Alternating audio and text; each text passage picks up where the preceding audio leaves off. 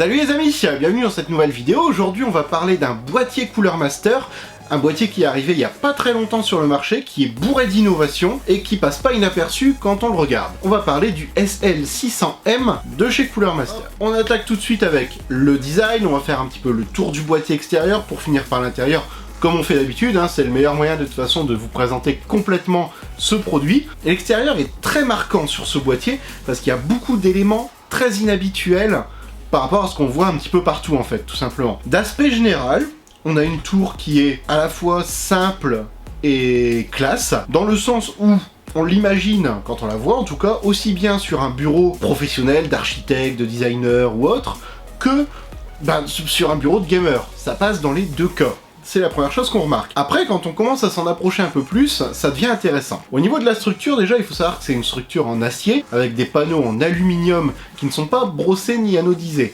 On a plus un effet sablé, un petit peu granuleux, très très beau. Très beau, pour le coup. Une fenêtre, enfin une porte latérale en verre trempé, et de l'autre côté, une porte en acier noir, très basique par contre de ce côté-là. Première chose qu'on remarque, c'est l'avant. L'avant est surprenant dans le sens où, quand on y prête un peu plus attention, il n'y a aucun passage d'air. Pas de grille de ventilation, pas d'espace sur les côtés. On a une belle plaque en aluminium de face, avec le logo Cooler Master gravé dessus. Aucune vitre, rien du tout. Par où l'air passe, on y vient juste un peu plus tard. Le dessus est très intéressant dans sa conception, dans le sens où on a une grille mèche avec un design assez particulier qu'on va retrouver dans plusieurs éléments du boîtier, qui recouvre quasi l'intégralité du dessus. En fait, il y a une plaque en aluminium, comme vous le voyez, qui est disposée également dessus. Plaque qui peut soit se soulever un petit peu, soit s'enlever complètement.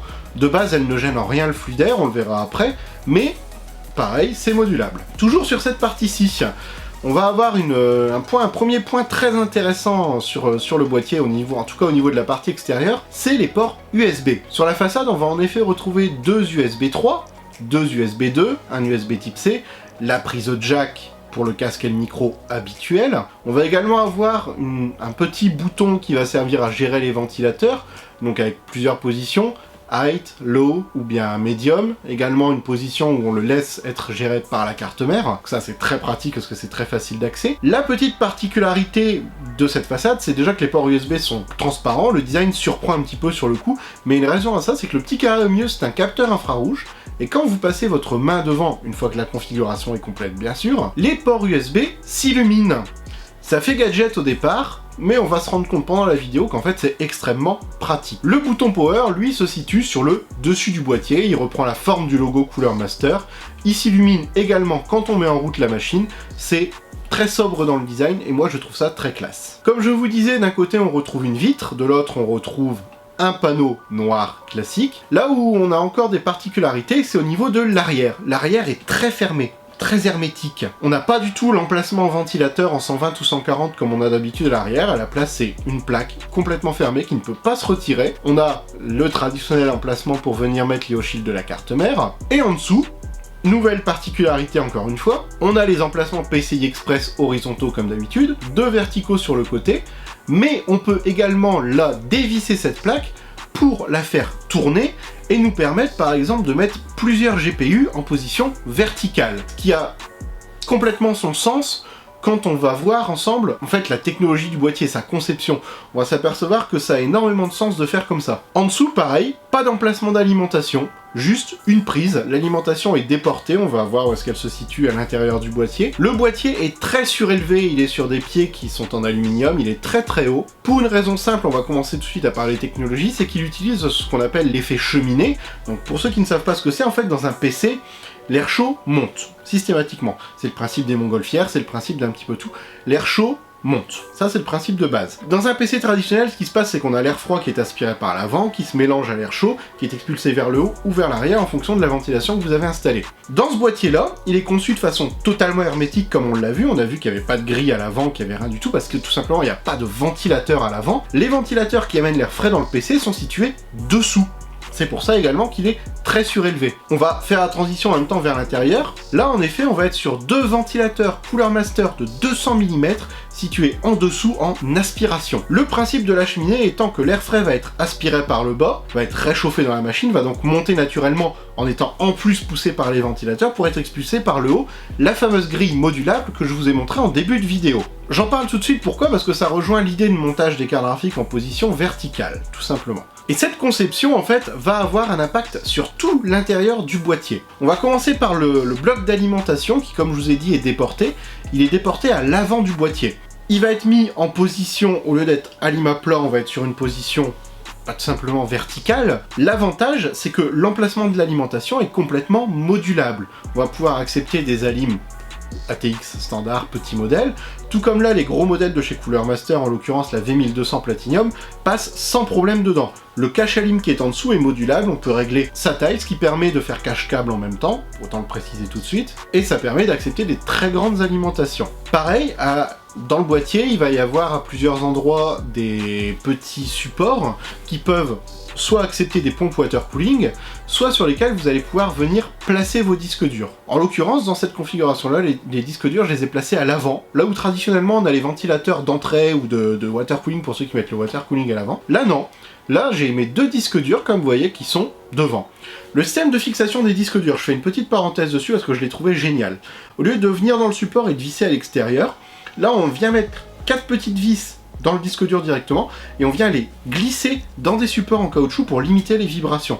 Ce système est juste extrêmement bien pensé. C'est facile à mettre en place, ça permet de changer ses disques durs facilement. J'ai trouvé ça très bien fait pour le montage. Montage qui d'ailleurs, pour finir la parenthèse, est extrêmement simple dans ce boîtier. Voilà, donc une fois que vous avez vu la lime et les disques durs, la lime vient bien sûr se connecter pour rattraper la prise qui est derrière, c'est normal, sinon ça pourrait pas fonctionner. Les disques durs, vous avez vu les fixations, on va les retrouver aussi à l'intérieur du boîtier. Il y en a une qui se situe là où traditionnellement on a le ventilo arrière, et une qui va se situer sur justement le cache d'alimentation, on va appeler ça comme ça. Cache d'alimentation qui est situé d'ailleurs derrière une plaque estampillée Cooler Master, qui est vissée au boîtier, qu'il faudra dévisser pour l'assemblage, forcément. Une fois que vous avez placé ces composants-là, vous placez votre carte mère pareil, de façon tout à fait traditionnelle. Il n'y a aucun problème pour ça, ça va prendre tous les formats de carte mère, ne vous inquiétez pas. Et au niveau de la carte graphique, là où ça devient intéressant, c'est qu'on peut la placer donc de deux façons, soit de façon traditionnelle horizontale, soit verticale, mais sans avoir besoin de support.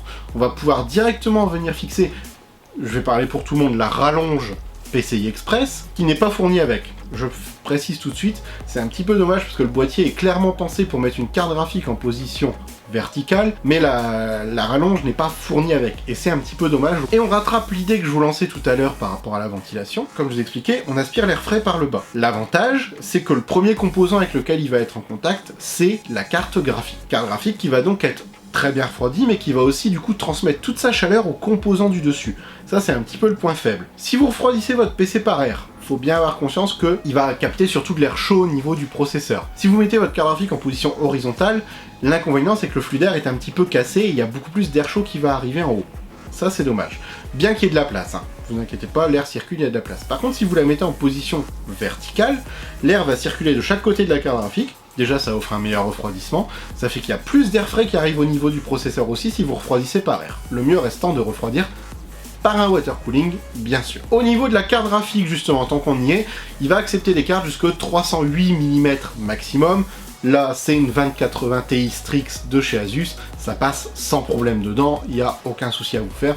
Les grosses cartes graphiques passeront toutes dedans. No problemo. Même s'il n'y a pas de support en dessous pour soutenir le poids, la fixation pareil est très bien pensée, ne vous inquiétez pas, Cooler Master comme d'habitude a tout prévu pour et a bien fait les choses. Ventilateur CPU, je vous en parlais, tant qu'on est dans les dimensions, il va accepter des ventilateurs jusqu'à 191 mm, donc vous pouvez mettre des gros refroidissements à air dedans, il n'y a pas de problème non plus, c'est prévu pour ça de toute façon. L'autre avantage, toujours pareil, si vous faites du refroidissement à air, c'est que comme il y a moins de trous dans le boîtier. Les plaques PCI Express ne sont pas ouvertes, c'est des plaques fermées. Il n'y a pas de grille ventilateur à l'arrière, il y a juste une grille en dessous et en haut. Au final, ça fait que le boîtier est très isolé au niveau de l'air, mais également au niveau sonore. Il n'y a pas d'accès, il n'y a pas de trous, donc le son sort moins, ce qui fait qu'on a un boîtier qui est très silencieux. Les ventilos de Cooler Master, les grands modèles comme ça, sont connus également pour être très silencieux. Donc on a une config qui est très agréable, même dans une petite pièce. Au niveau water cooling, justement, je vous en parlais, il va pouvoir prendre des water cooling de 120 à 360 mm, donc vous pouvez vous permettre de faire du full water cooling dans ce PC, avec un grand radiateur, ça passe sans problème. Vous pouvez même vous amuser à mettre un radiateur en bas, un radiateur en haut, c'est conçu pour ça.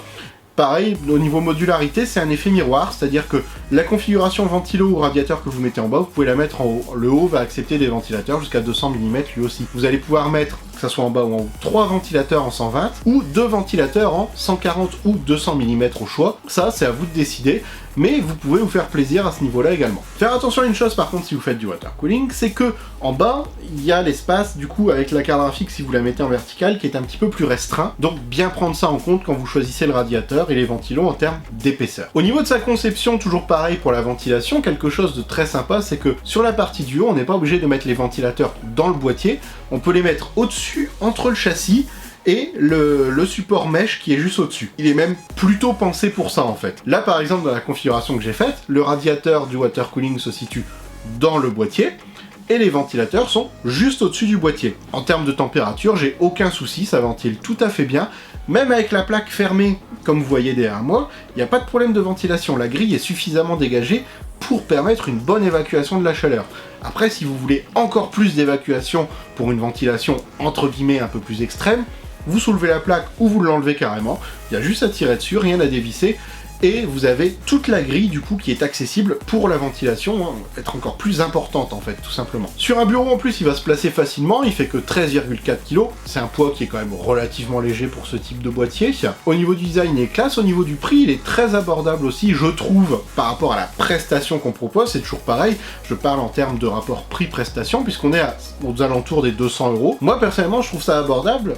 Par rapport à quoi? Qu'est-ce que je prends en compte pour vous dire ça? Tout simplement, les matériaux. On est sur des beaux matériaux, on n'est pas sur de la tôle qui store, on est sur du verre assez épais teinté, donc sur des matériaux très solides, très fiables dans le temps, très travaillés aussi, que ça soit la grille du dessus ou l'effet sablé sur les plaques d'aluminium, c'est quand même aussi un gage de qualité. On a la conception intérieure qui est très bien faite, on a 2 grands ventilateurs de fournis avec. Point faible par contre de la config, j'en parle tout de suite, c'est que je trouve que à ce prix-là, c'est dommage que les ventilateurs ne soient pas RGB. Je suis d'accord que la config est conçue pour être dans un design assez simple, sobre, surtout très classe. Le RGB serait peut-être venu gâcher ça, mais du RGB ça peut se désactiver. Mais moi, en tant que gamer, avec la vitre teintée que le boîtier possède, je trouve dommage qu'on n'ait pas les 2 gros ventilos du bas qui justement illuminent tout l'intérieur du boîtier. Les composants ressortent quand même, on voit bien la carte graphique, vous le constatez, quand vous avez une carte mère RGB, ça se voit bien également, rien ne vous empêche de mettre 2 petits ventilos au-dessus. Au vu de la qualité des ventilateurs Cooler Master en 200 mm, mais sur ça, chacun son avis, n'hésitez pas d'ailleurs à me donner le vote dans les commentaires juste en dessous. Au début de vidéo, je vous parlais justement du petit capteur infrarouge qui permet de gérer l'éclairage des USB. Beaucoup de monde a dit que c'était gadget. Depuis le temps que j'ai le boîtier, je peux vous dire qu'en fait, ça sauve la vie. Alors c'est réglable par un petit logiciel, ça vient se connecter en USB dans le PC. C'est réglable par un petit logiciel si oui ou non on veut que ça fonctionne, etc.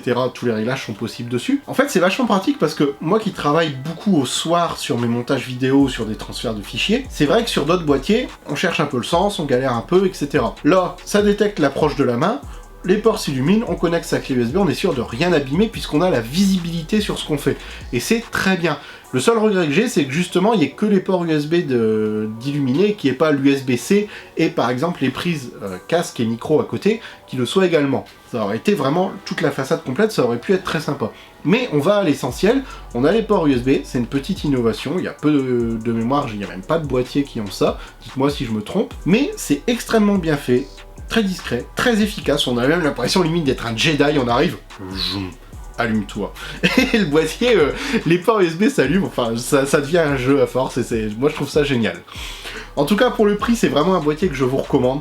Assembler une config dedans, c'est vraiment que du plaisir, on a de la place pour travailler, on a un bon passage de câble à l'arrière, on a tout ce qu'il faut en emplacement disque dur, pareil, on n'est pas embêté pour ça, on peut mettre du SSD, on peut mettre du disque dur 3,5 pouces sans aucun problème, ça accepte le water cooling, ça accepte les refroidissements par air avec une très bonne isolation sonore, ce qui fait qu'on a un PC très silencieux même si on utilise ce système de refroidissement.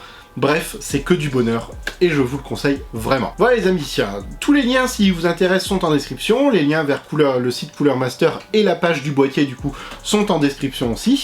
Si vous avez des questions sur ce boîtier ou sur d'autres produits, n'hésitez pas à les poser en commentaire, lâchez-vous un like, abonnez-vous, activez les notifications, rejoignez-moi sur les réseaux sociaux pour discuter avec moi ou me demander de l'aide pour vous aider à concevoir votre PC gamer ou votre PC tout court même, il n'y a pas que des PC gamers dans la vie, et on se retrouve bientôt dans plein de prochaines vidéos.